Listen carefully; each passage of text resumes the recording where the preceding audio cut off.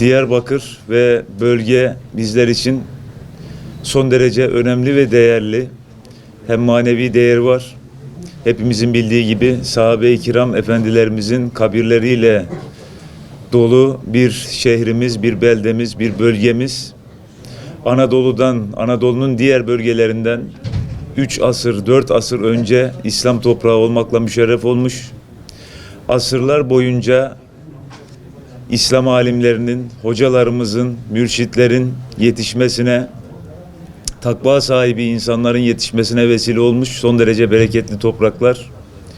Ve bu bölge insanı Osmanlı'nın son döneminde dış güçlerin oyunlarına gelmeyerek buradaki aşiret reisleri, buradaki önde gelen aileler Osmanlı halifesine baş kaldırmayı reddetmişler.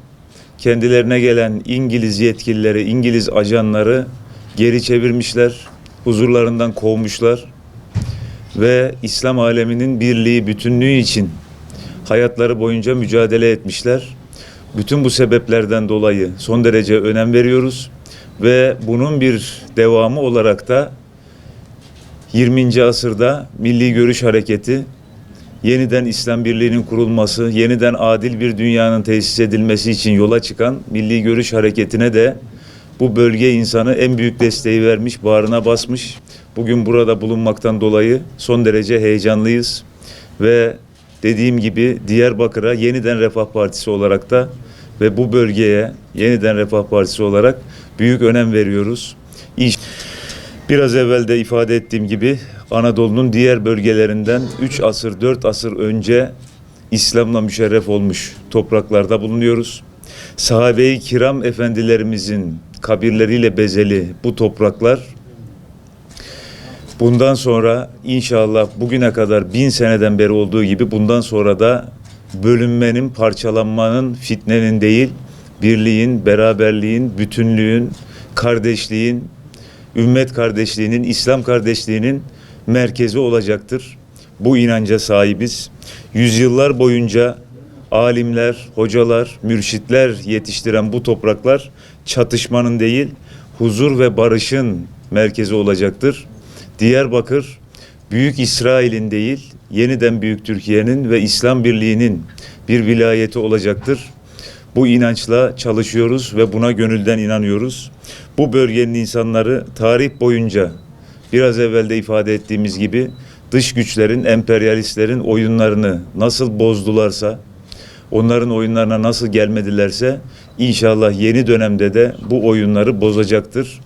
Buna gönülden inanıyoruz ve bölge insanına da bu noktada sonuna kadar güveniyoruz. Bölgedeki Kürt kardeşlerimizin haklarını savunmak üzere yapmış olduğu mücadelede, yapmış olduğu konuşmada hapis cezası aldı. Bunu da hepiniz biliyorsunuz, malumunuzdur. Türküyle, Kürdüyle, Arabıyla bütün insanlarımızın maddi ve manevi sıkıntılarından kurtarılması için mücadele etti. Elbette ki sevgi lafla olmaz. Erbakan hocamız bunu aynı zamanda icraat olarak da fiilen de gösterdi. İşte dün Batman'da da ifade ettim. Muş'ta barit tesisi, Diyarbakır Temsan fabrikası. Diyarbakır 76'nın Diyarbakır'ında merkez nüfusu 100 bin olduğu sırada 10 bin insanın çalışacağı Temsan fabrikasını kuruyor. Bugünkü Diyarbakır'da 100 bin insanın çalışacağı fabrika kurmak demek. Çünkü bugün Diyarbakır'ın merkez nüfusu 1 milyonu aşmış. Muazzam bir olay ve bu Temsan fabrikası jet motoru üretme maksadıyla kuruluyor. Diyarbakır'ı Amerika'nın Seattle kenti gibi dünyanın jet motoru üretiminde, uçak üretiminde bir merkezi haline getirebilecek olan adımı 76 yılında bundan 45 sene evvel atmış Erbakan hocamız. Burada onun şahsında milli görüş zihniyetinin ne demek olduğunu tabii ki ifade ediyoruz. Diğer taraftan Ağrı'da, Muş'ta, Van'da, Urfa'da, Mardin'de şeker fabrikaları, Adıyaman, Bingöl, Ergani, Siirt, Urfa, Bitlis çimento fabrikaları, Mardin, Siirt, Şırnak gübre fabrikaları, Van, Mardin ayakkabı fabrikası, Adıyaman triko fabrikası, Diyarbakır, Elazığ, Van, Mardin, Ağrı, Muş, Urfa organize sanayi bölgeleri. Bunların bir kısmının temelleri atılıp daha sonraki iktidarlar tarafından yarım bıraktırıldı. Sonuca ulaştırılmadı ama önemli bir kısmı da hizmete sokuldu ve yıllardan beri burada insanımız istihdam sahibi olarak, iş sahibi olarak, ekmek sahibi olma imkanı buldu. Allah kendisinden binlerce kez razı olsun, gani gani rahmet etsin. Bugün Türkiye'de 10 milyonu aşan işsizler ordusuyla karşı karşıyayız. 7 milyonunu hükümet yeni ekonomi programında itiraf etti, kabul etti. Üzerindeki 3 milyon nereden geliyor? Yapılan bir takım çarpıtmalardan. Çünkü iş gücüne katılım oranını düşük gösteriyorlar. Son 2 hafta içinde resmi olarak iş aramadıysa işsiz saymıyor. Bunun gibi çarpıtmaları çıkarttığınız zaman işsizler ordusu 10 milyonu geçiyor. Yunanistan'ın nüfusundan fazla. Yunanistan 9 milyon. 1,5 milyona yakın üniversite diplomalı işsiz ve bütün bu sebeplerden dolayı da Türkiye'de gençlerin %60'ı ben fırsatım olsa başka bir yabancı ülkede yaşamak isterdim diyor maalesef. Çünkü okusan da iş yok. İş bulsan da geçinemiyorsun. Şimdi ona da geleceğim.